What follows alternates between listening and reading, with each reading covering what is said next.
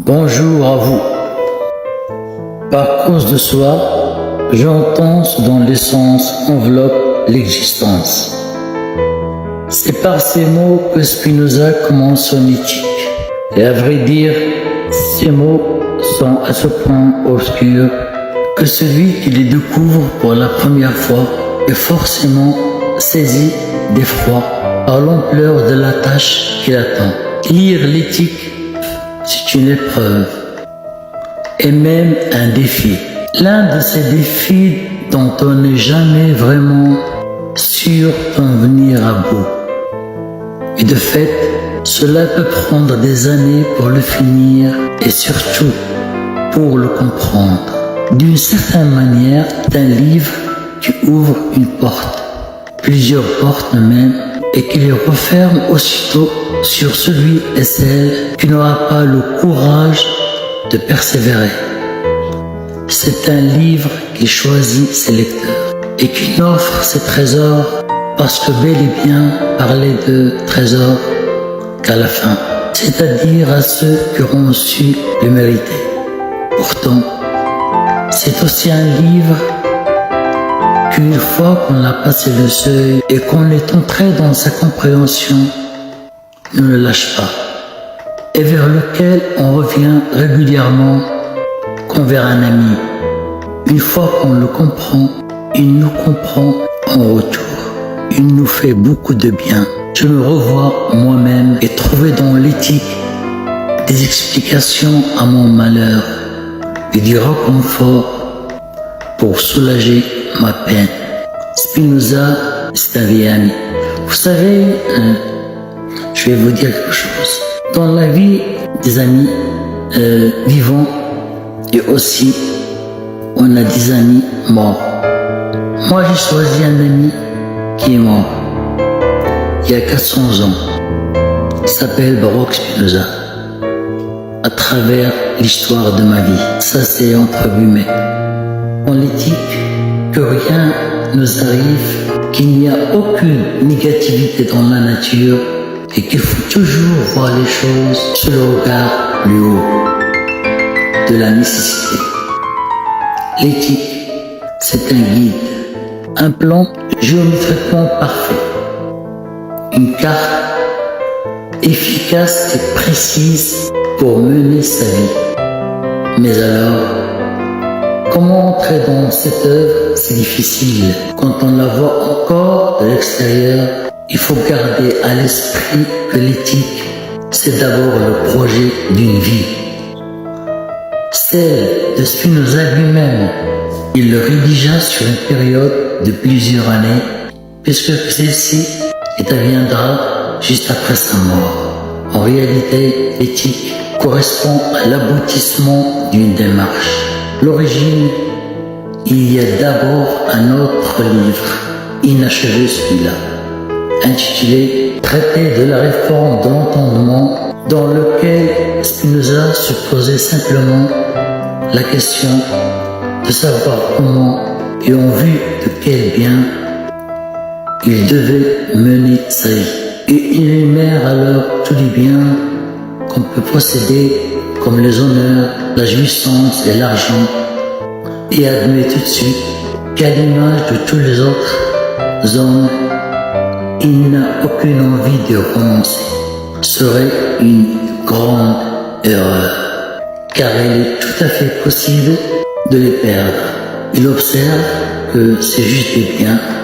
L'enjeu pour lui est donc de définir quel serait un bien véritable dans le sens où il ne pourrait pas être perdu une fois acquis et qu'il pourrait nommer un souverain bien. Par souverain bien, comprenons donc un bien, un tel dessus de tous les autres, qui serait à la fois éternel et qu'il suffirait de se contenter à nous apporter la joie de façon continue chaque jour de notre vie, de telle manière que nous n'ayons plus besoin ni des honneurs, ni de la volupté, ni de l'argent.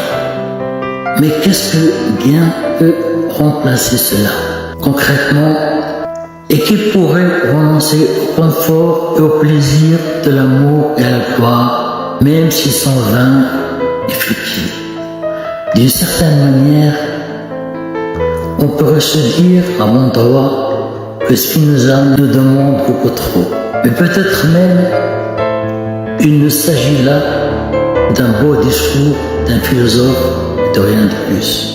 De même, on est d'autant plus déconcerté quand Spinoza définit le souverain bien, la connaissance.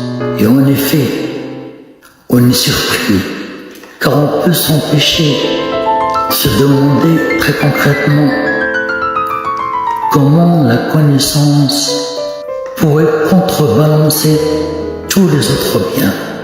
Comment la connaissance pourrait-elle nous satisfaire de manière aussi intense? Comment pourrait-elle avoir le pouvoir de nous transformer et de nous rendre joyeux, et même de nous permettre de vivre une vie parfaite? Or, pour répondre à ces questions, Spinoza va se lancer dans l'éthique et qu'il va construire une démonstration dotée d'une architecture géométrique avec des parties et des définitions, propositions organisées selon un enchaînement strict et parfaitement rationnel. C'est sans doute le sommet de la philosophie rationalité. Simplement, comment la connaissance pourrait balancer tout autre bien? Comment la connaissance satisfaire de manière aussi intense? Comment pourrait-elle avoir le pouvoir de nous transformer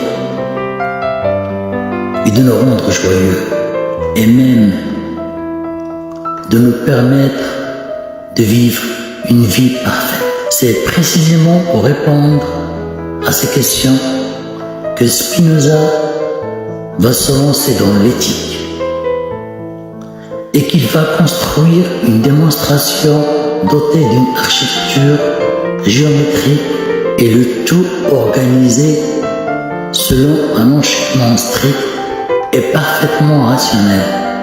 L'éthique, le sommet de la philosophie rationalité. Simplement, il ne s'agit en rien d'une démonstration déconnectée de la réalité, mais justement d'un retour à ce qui constitue le réel, et partant d'un chemin pour savoir mener sa vie.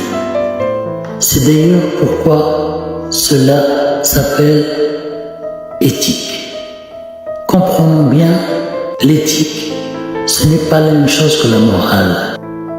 Quand la morale consiste à définir les valeurs absolues, une éthique, une manière de choisir ses propres valeurs par soi-même, par le seul exercice de son esprit. En clair, une éthique, c'est un art de vie, une technique pour savoir comment mener sa propre vie, non pas en vue d'un bien absolu, mais en vue de ce qui est bien pour soi, ce qui est à la fois plus raisonnable et plus réaliste, mais sans tomber non plus dans le relativisme. Il ne s'agit plus de savoir ce qui est le bien et le mal, compris dans le concept universel, mais de comprendre ce qui est bon ou mauvais pour soi. À terme, l'enjeu est de savoir orienter sa vie vers ce qui nous permettra de nous épanouir et de ressentir de la joie. Et dans le même temps, à l'inverse, éviter tout ce qui pourrait nous faire ressentir de la tristesse, nous amoindrit, voire nous détruit.